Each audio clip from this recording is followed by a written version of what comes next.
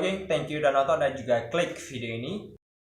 To be honest, apa yang terbayang ketika ngomongin sebuah negara bernama Mongolia? Maybe yang bakalan muncul di pikiran kita adalah sebuah negara yang terletak di Asia bagian timur, yang di dalamnya itu dihuni oleh orang-orang bersuku Mongolia. Dan gak hanya itu, kalau ngelihat dari administrasinya, negara Mongolia merupakan sebuah negara yang berbatasan langsung nih sama Uni Soviet atau Rusia, dan juga sebuah negara Republik Rakyat Cina atau Tiongkok. Tahu nggak geng, sebenarnya dibalik dari sebuah negara Mongolia yang dalam pandangan kita bahwa Mongolia adalah sebuah negara yang sama stratanya nih sama negara-negara lain di dunia. Tapi jujur, gue setelah ngebaca sejarahnya, pesona Mongolia tuh dan khususnya suku-suku Mongol benar-benar bikin kita takjub karena kekuasaan Mongolia nggak hanya sebatas negara yang udah kita pandang saat ini. Dan bahkan Mongolia adalah sebuah negara yang dulunya berbentuk kekaisaran dan termasuk ke dalam sebuah kekaisaran terbesar kedua di dunia nih karena setelah Britania Raya. Dan bisa dibilang ini tuh punya relasi banget sama peperangan yang terjadi antara Turki Utsmaniyah dan juga berbagai kasus perampasan wilayah yang terjadi di abad ke-13 pertengahan gitu. So, how can it be? Is that true? Kita bahas di video berikut ini. Lanjut.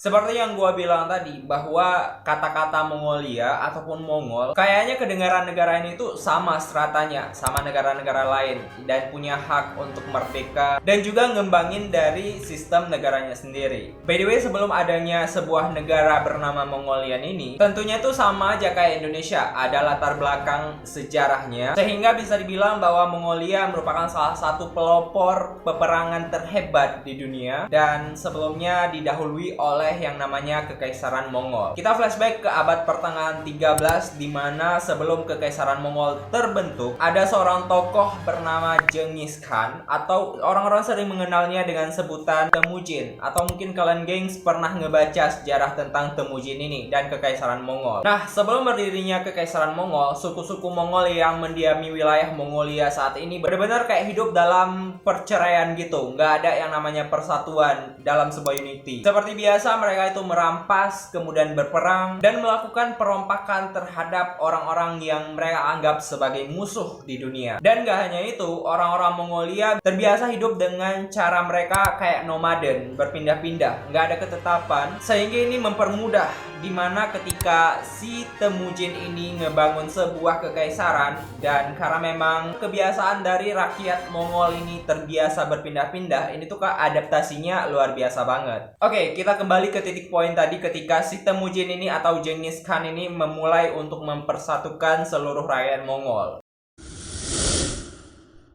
Nah, ceritanya ketika si Temujin ini atau Genghis Khan ini berpikir bahwa kenapa enggak dia mempersatukan rakyat-rakyat Mongol yang terdapat di sana untuk ngebangun sebuah kekaisaran gede gitu. Karena memang kalau dilihat ada potensi yang dimiliki oleh tentara Mongol. Untuk informasinya, si Genghis Khan ini merupakan ketua dari tentara-tentara yang terdapat di rakyat Mongol. Nah, setelah inisiatif Khan untuk ngebangun sebuah kekaisaran gede, akhirnya pada tahun 1206 terbangunlah sebuah kekaisaran yang dikenal dengan Kaisar Mongol. Karena memang inisiatif dari Genghis Khan ini ngebangun kekaisaran Mongol untuk pertama kali. Jadi sama nih gengs, kayak kisah Indonesia yang proklamatornya itu dikenal dengan nama Soekarno-Hatta. Jadi karena memang udah bersusah payah dan berjasa untuk ngebangun kekaisaran Mongol, akhirnya untuk kaisar pertama kekaisaran Mongol ini diangkatlah Genghis Khan untuk memimpin dari kerajaan ini.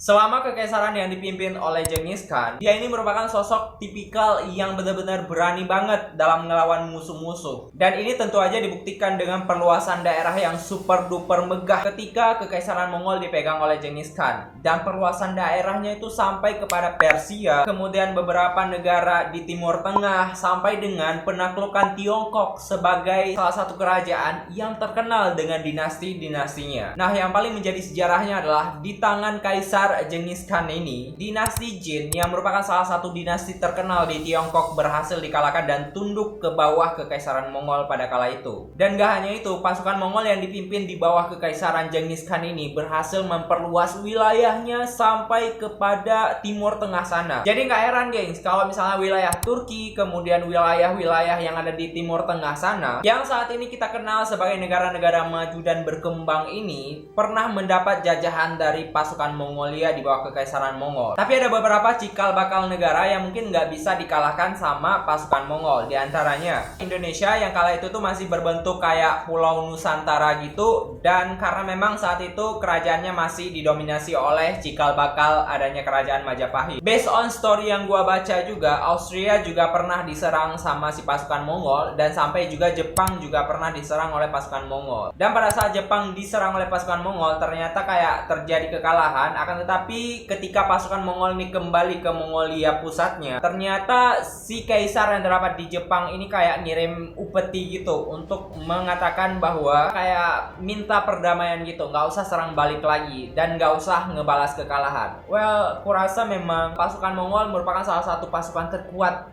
di dunia dan bahkan termasuk dalam golongan kedua nih yang paling banyak menginvasi wilayah-wilayah di dunia. By the way, muncul pertanyaan, kenapa sih pasukan Mongol ini di bawah Kekaisaran Mongol Genghis Khan, mereka tuh kayak hoki banget gitu ketika memperluas invasi wilayahnya. Kayaknya memang langkahnya begitu mudah aja untuk menerobos dari musuh dan lawan yang terdapat di wilayah tertentu.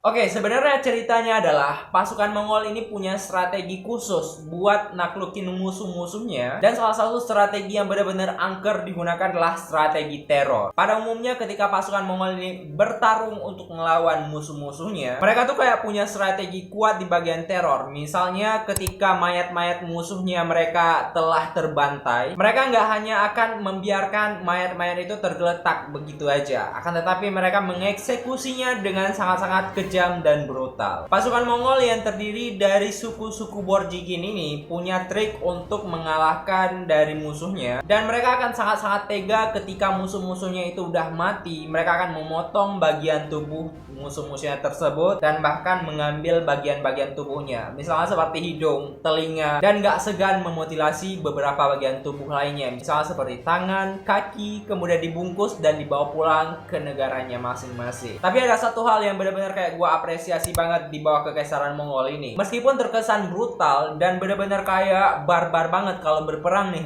tapi Genghis Khan inilah tipikal pemimpin yang kayak fleksibel banget dalam memberikan pelayanan kepada si pengikut-pengikutnya. Buktinya, si Genghis Khan nggak pernah ikut campur kepada kepercayaan dan aliran agama dari tentara-tentaranya. Si Genghis Khan ini kayak bebas nyerahin kepercayaan masing-masing kepada tentaranya untuk meluk agamanya sesuai kepercayaan. Jadi nggak heran kalau misalnya di suku Mongolian dan di bawah Kekaisaran Genghis Khan ini ada berbagai agama yang ada di sana, misalnya Islam, kemudian Buddha, dan juga berbagai kepercayaan terhadap perdukunan gitu. What? Yaps, nggak hanya kepercayaan terhadap Tuhan, ternyata pasukan-pasukan Mongol ini juga percaya terhadap animisme ataupun benda-benda mati. Dan nggak hanya itu, si Genghis Khan ini juga kayak bebas banget percayakan kepada rakyatnya kalau misalnya nggak mau beragama ya juga nggak apa-apa. Nah, kekuasaan dari Kekaisaran Mongol ini akhirnya jatuh karena memang si Genghis Khan ini udah meninggal dunia. Meskipun si Genghis Khan kaisar pertama dari Kekaisaran Mongol ini udah meninggal dunia, tapi yang namanya invasi dan juga perluasan wilayah serta kekuatan dari Kekaisaran Mongol itu terus berjalan di bawah dinasti-dinastinya. Jadi bisa dibilang bahwa Genghis Khan ini kayak nurunin lagi kepada anak-anak cucunya untuk nerusin tahta kerajaannya dia. Tetapi setelah kepergian dari Genghis Khan ini, ada 4 dinasti yang terpecah dan menjadi 4 bagian di mana keempatnya dipimpin oleh orang-orang tertentu. Beberapa dinasti ini adalah dinasti Yuan yang terdapat di Tiongkok sana, dinasti Ilkhanate yang merupakan salah satu dinasti yang terletak di wilayah Persia, wilayah Kekhanan Chagatai yang terletak di Asia Tengah, dan juga ada yang namanya Golden Horde yang terdapat di wilayah Rusia atau Uni Soviet. Nah, setelah dipecahkan menjadi 4 bagian ini, akhirnya dipilih lagi kaisar-kaisar yang memimpin dari wilayah ini dari keturunan dinastinya Genghis Khan.